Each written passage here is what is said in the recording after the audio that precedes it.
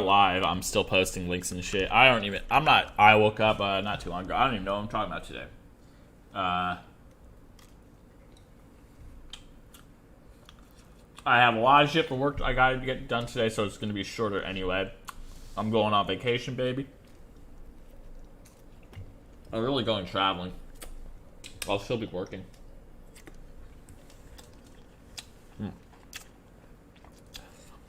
I'm getting a warning that my bitrate is too low. I think my internet connection is ass today, honestly.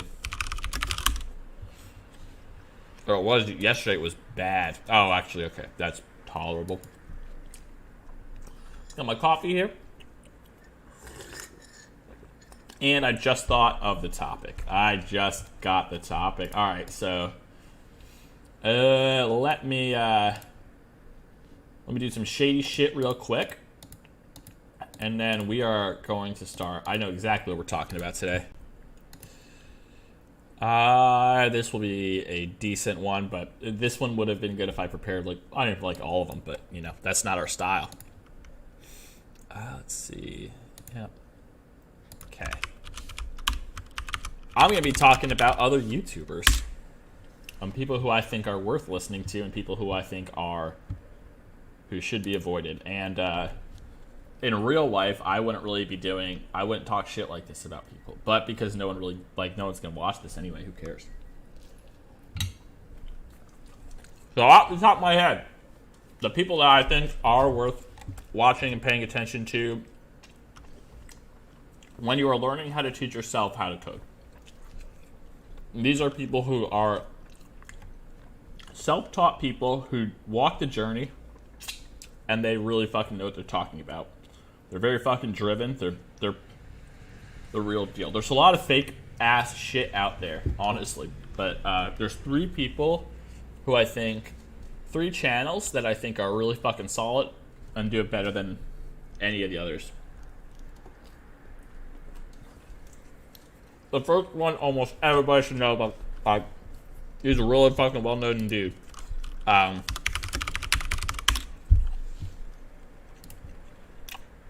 This dude, Brad Traversy, and he's got 1.4 million subscribers. This dude is legit. He's been making videos forever, and he's so goddamn consistent.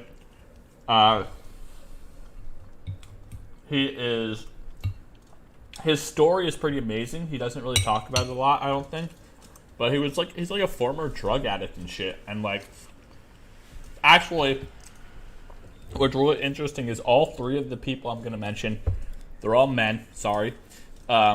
They all have really, really interesting background stories for how they got into it, where prior to it, they were in, like, bad shape, which is very telling, I think.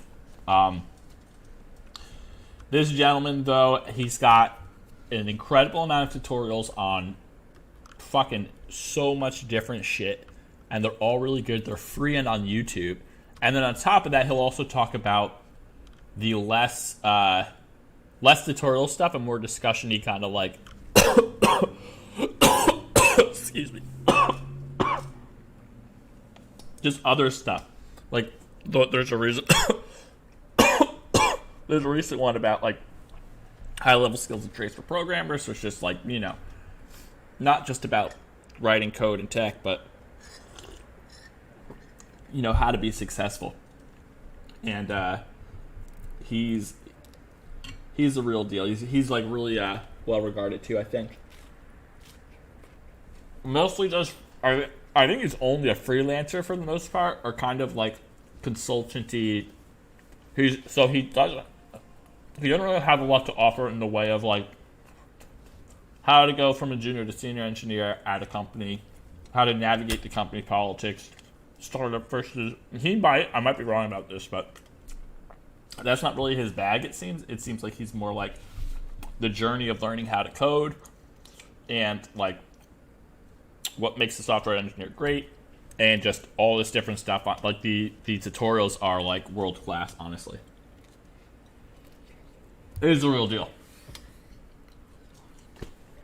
That's the first dude that comes to mind. The second dude that I think of,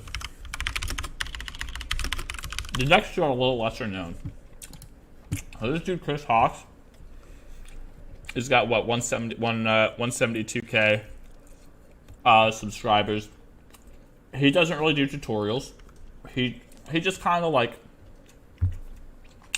is similar to this. He just talks about whatever the fuck he wants to talk about. And some days that will be like how to get your first job. Some days it'll be like why Python is no longer the best language to do blah. I don't know, that kind of shit. Technology-based discussion topics. But God, I'm just eating too fast right now. This is like ASMR where you can probably hear me chewing. It's probably nasty. The reason I like this dude also is because this dude has walked the fucking walk. Also has a really interesting story. He used to be like a carpenter, or carpenter apprentice. And that shit is like not easy. And it's like no joke going to like, you know, working on construction sites with dudes and people who are, you know, maybe a little bit shady and shit.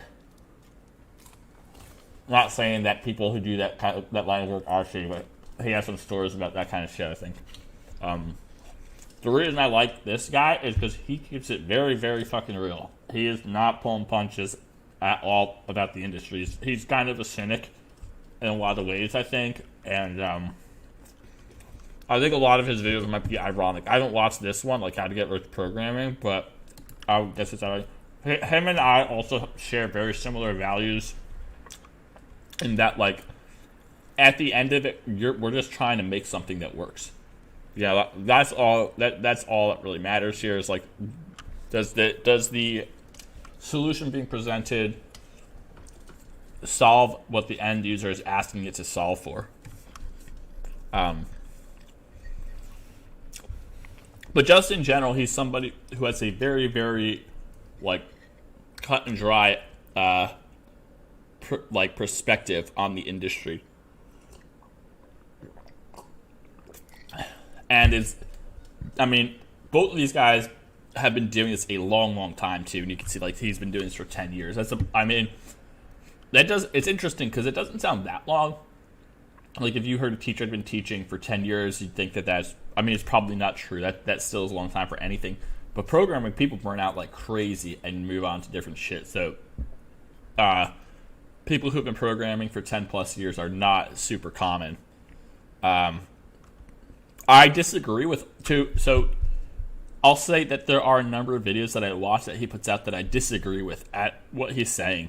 And sometimes he can get a little repetitive too, I think. And I think that his videos, maybe just for the sake of videos, are a little too opinionated for me. Like something like why Django is awesome or why I don't like Tailwind. That, to me, it's a little too opinionated, but I think he's just putting out content. And at the end, this is definitely a dude who's been around the block and is going to pick and is going to like work with whatever technology he needs to get the job done. But the videos are incredible, and he is a very, very, like, he's a pretty smart person. I think what's interesting about these dudes is that they're not like they're not like the top 1% of 1% of like intelligence and software engineering. That's not their strength. Their strength is not their intelligence. I think they would be the first people to say that. Both of these guys, their strength is their work ethic. They love programming. They love coding. Both the guys I mentioned are like love the shit out of it and are just really fucking into it. And they're determined. They have a bunch of videos about this, like videos on why they think they're successful, or like what are the characteristics of successful software engineers, and it always ends up like intelligence doesn't rank on that list. It's always the other shit. It's always motivation and discipline. Well, maybe not discipline, but like curiosity and willingness to learn is big too. I mean, here you go. Like 10 traits most good programmers have. You don't see you can't really see it, but like I wonder if he has it listed here. No, but like intelligence isn't on here. It's just not like it's just not the most important thing. He talks about burnout a lot, which is interesting, and he does put out like a couple tutorials here and there. But like he'll this is like one of my favorite things. Can you really be like he will have a very, very I've never seen this video. I can guess what the content is, and I'm sure it's very similar to me, where it's like, can you be a programmer in 3 months? Well, you can't be a very good one, and that is a short fucking timeline. Maybe you can get a job in 3 months, maybe, but you are not going to be like this shit takes years to learn. This stuff is hard as fuck.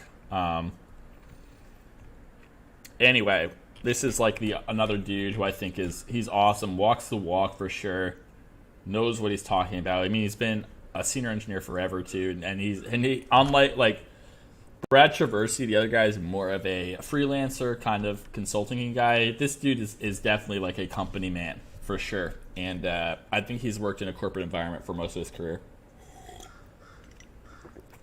And the last person who helped me a ton when I started out, I do think his call him out a little bit. I think the content has dropped off a little bit. Is the fuck is his name?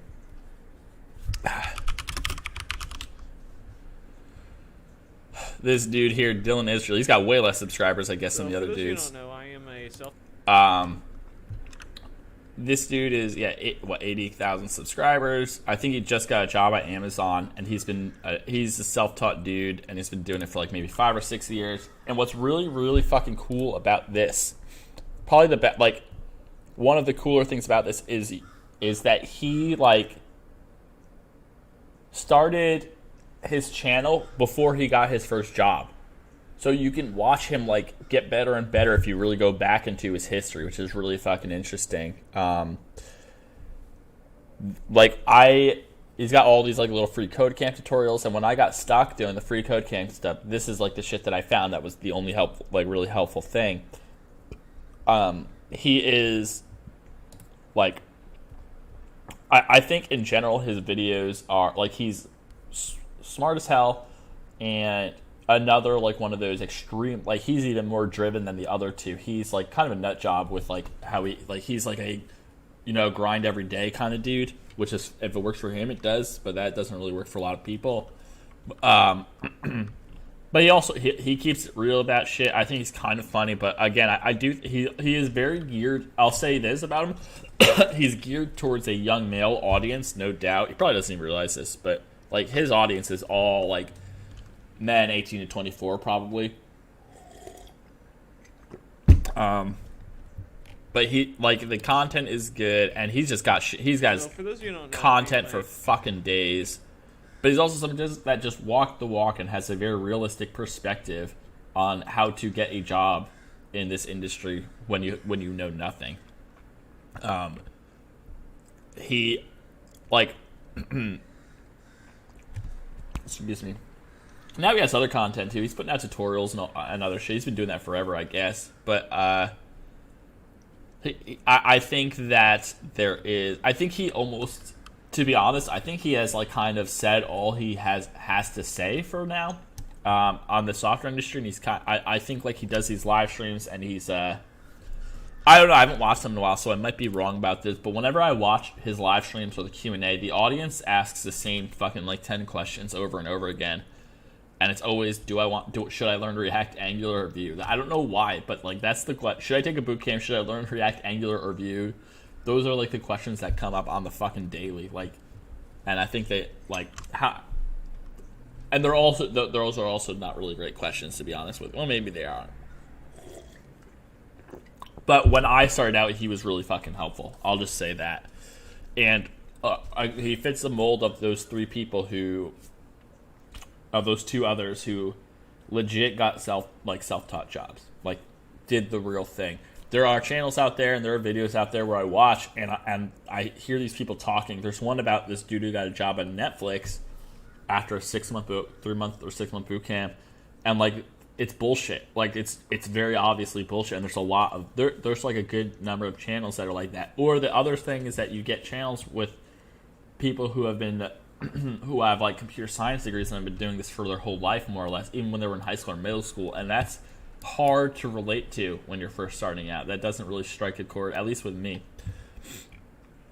But other than that, another dude who I do like, but I don't know if I would recommend him, honestly, is this dude, the tech lead. This dude, I didn't realize he had more subscribers. Like, it's interesting to look at the subscriber count, but this is more of an entertainment channel. A lot of his content is satirical, but he's very dry, so I think he can rub some people the wrong way who might not quite understand that.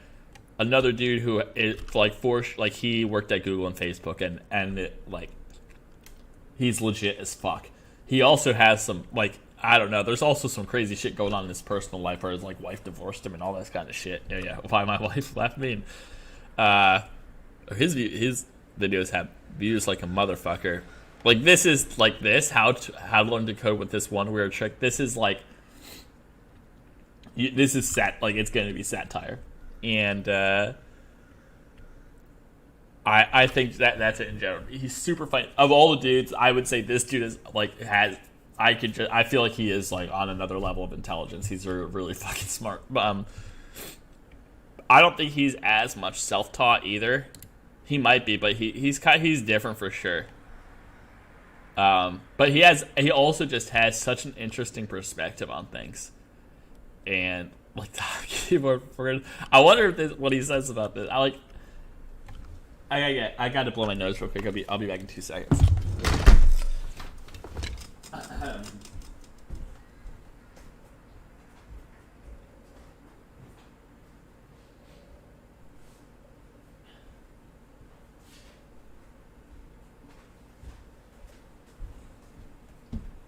There's something going on with my sinuses this morning. I have no idea what it is. There's something very. I don't think it's a coronavirus thing. I can still smell and taste stuff, and I don't feel sick, but God. Anyway,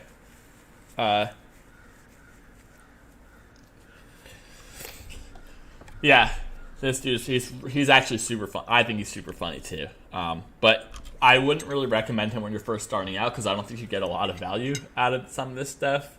But maybe it could be just fun to watch. I don't know. And then there's one dude who I want to caution to not. What is this dude? Oh, this is the Golang guy. I like this guy. Shit, I just realized right now that my the video is so fucked up. I'm putting that, this is way better. Holy shit. Well, my bad on that one. Fuck it. Whatever, it is what it is. Anyway, and I don't know what I'm doing here. Production quality still sucks. I've been doing this for years and I still can't figure out this kind of shit. That's really a matter of me not caring too much about the final product, honestly. But we'll work on it. But regardless, this dude's actually really great, and he has he was one of the best guys best people I saw for learning Golang when I was dabbling in that. Really smart, kind of a weird dude, and he's just for learning how to code. I think he's a college professor for computer science, so he does it, and it kind of shows at time. I don't know if I could be wrong about that, but I don't really see him as somebody who knows a whole lot about navigating, how to the professional development kind of shit. And I do want to see if I can. Yeah, get rid of this guy. Jeez, man, we're just all over the place here. And we're only gonna do this for another 5 or 10 minutes. This is take one. We'll definitely we'll take another shot at this video again. And then there's one dude who I want to mention to stay the fuck away from because I think he's toxic as fuck.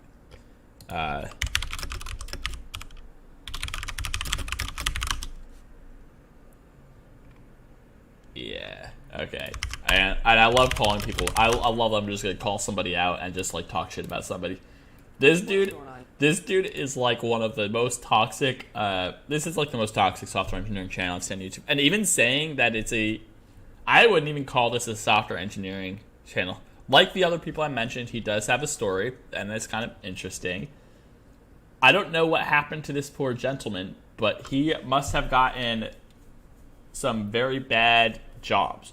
when he first started out. He worked very briefly. I don't think he's had more than 2 jobs. I don't think he's worked more than like 2 years as a software engineer. So right from there, like, you should know something is up. And now all he really does is, it's all like this victim bullshit. It's all like, he goes on like LinkedIn and he finds ads like this where it's like, he found an ad on LinkedIn for a senior software position for $40,000 for 15 years of experience, and then he's just going to talk about why companies hate you for 8 minutes and why like startup culture is bullshit and like, yeah, humiliating office parties. Like, this guy is probably. There's a video of him interviewing for a front end job, and just by the way I would never hire this guy. Just by the way he interviews, clearly he's not a very good engineer in the least, from what I gather. Secondly, he just seems awful to work with. Like, he seems like he would come in every day and fucking bitch and moan about like meetings and like, oh god, working with people like this, who like these vampire people who just like, everything is just, ugh. It's just so fucking draining. Like they're so. Yeah, CEOs struggle to explain why they track work. Like, he has such a pessimistic view of the industry. Like, I'll say this: I have worked at 3 companies. I've worked at 3 companies. For 2 of them for about a year and a half. One of them now for about 3-4 months. None of them are out to fucking screw you. Like, they inevitably will. Like I on my channel, I've had past streams where I've talked about like my difficulties at a couple jobs with some stuff, but they're not like. It's not this sort of George Orwellian type situation where like you're being monitored and like. You're being abused in some way, and he has like this view, like the CEO is just dropping a pile of work on your desk and then going and like jet setting off to Cancun for a month while you do everything. Let me tell you something: the only CEO I've had direct contact with really was at my last job. That dude worked like a motherfucker. That dude worked harder than anybody else at the company probably, and I think saying that is so it's like, okay, to some extent there is some truth there where like. After the company got acquired, I'm sure he made tens of millions of dollars and made more money than everyone else. He was also the second person in the fucking door, like, aside from the other, like, original engineer who thought of the product, and they both got fucking rich doing this stuff. But they both went through hell to get to, like, as far as they did. And they're, like, no one is out to, like, he has this view that, like the world is out to get you, and, like, there's, like, music, like, sad music playing in the background. And if you look at, it's interesting because if you look at the comments for some of these videos, like, he attracts a very certain audience. There are people who really feel this and who are like, to me, it's just such a victim mindset. Like, and I mean, there's some good stuff here. Like, it's cool that he seems like he just wasn't cut out for, like, the software engineering life. To be totally honest, he just wasn't. It wasn't for him. Never would be. And I think that it's cool that he realized that at some point and then just went full-time YouTube. That is a really cool story. I wish he talked about that more because that's fucking awesome. And like now he's like couldn't, like, he wasn't into the software engineering thing. And it's just somebody, to me, he seems like somebody who just needs to work for himself. And once he started doing that with YouTube, he seemed like he got like way happier and shit. And I wish he talked more about that and like how much positive shit he has to talk about now. But instead, every video is like secret employee tracking offices. HR lady asked me questions live, tearing your resume apart with an HR, like shady recruiters, the cult and corporate culture. I'll say that, like, just looking at these titles is so fucking, it's unreal. Even like stuff like this, pay 34, like there are, so if you go on LinkedIn, you look for jobs, yeah, there's a lot of shitty jobs out there. there's a lot of good jobs. Just don't apply to the shitty ones. I've never had a shitty, like, my first job that I got offered was making $50, a very reasonable fucking wage at a very nice company, and it wasn't that hard to get. And they're like, I've never been, okay. I had one job offer. I've only had a few job offers, actually. I almost always just take whatever I like. Usually I get an offer and I like what I see and I go for it, and it has worked out tremendously well so far. I've also only interviewed, I think, for 6 companies, and I've gotten 5 offers, which is 5 for 6. Batting pretty fucking good out there. That's pretty damn good. But I've only seen one company. So the only company I passed on, I think, that I got an offer and I passed on, that ended up that's the only company that ended up actually being bad news. They were a startup cryptocurrency company that got shut down by the SEC like 5 or 6 months after I passed. Every other company I've been with has been fucking excellent. Like they treat you so nicely. I don't know this person's full background, but I've had some like truly awful jobs, and like coming into the software industry is like, this shit is fucking cake, bro. Like, even if somebody was to be like, this shit is so much more chill and relaxed and easier than any other job I've had. I also feel like if you get a job offer and it's like either a shitty offer or it's a good offer and you start at the company and you find out that the job sucks or company sucks, fucking leave and find something new. Like, why is that? Like, I don't know. He's just like, he's so negative and so much victim mindset. That's it. Anyway, I'm getting way too into this, but avoid this motherfucker. And then I want to see if I can find that Netflix video that I've been talking about.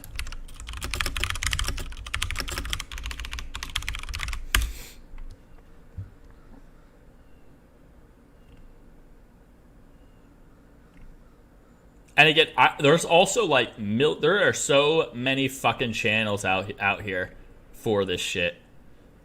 Like, I just googled